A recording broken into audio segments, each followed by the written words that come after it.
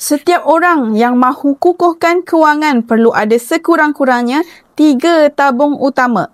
Pertama, tabung kecemasan, iaitu simpanan tunai yang cukup untuk menampung sekurang-kurangnya 3 bulan perbelanjaan asas. Fungsinya untuk menghadapi situasi seperti kehilangan kerja, kecederaan atau kecemasan keluarga. Kedua, tabung perbelanjaan besar. Di sinilah anda asingkan dana untuk tujuan seperti deposit rumah, pembelian kereta, pendidikan anak atau untuk menunaikan umrah atau haji.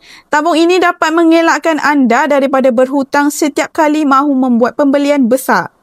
Dan emas adalah instrumen paling utama dan paling sesuai untuk tabungan ini. Ketiga, tabungan pelaburan. Dana ini bertujuan untuk mengembangkan aset anda melalui instrumen seperti saham, hartanah atau bisnes. Berbeza dengan simpanan biasa, tabung pelaburan memberi potensi pendapatan yang lebih tinggi untuk jangka masa panjang. Lengkapkan 3 tabungan wajib anda hari ini dan pastikan emas menjadi salah satu tiang kukuh dalam pelan kewangan anda supaya masa depan lebih terjamin dan bebas daripada tekanan kewangan. Untuk memulakan langkah pertama dalam mengukuhkan kewangan dengan simpanan emas bersama Public Gold, anda boleh isi borang sign up di bio saya atau PM untuk saya bimbing anda dalam cara dan langkah-langkah simpanan emas yang terbaik untuk anda.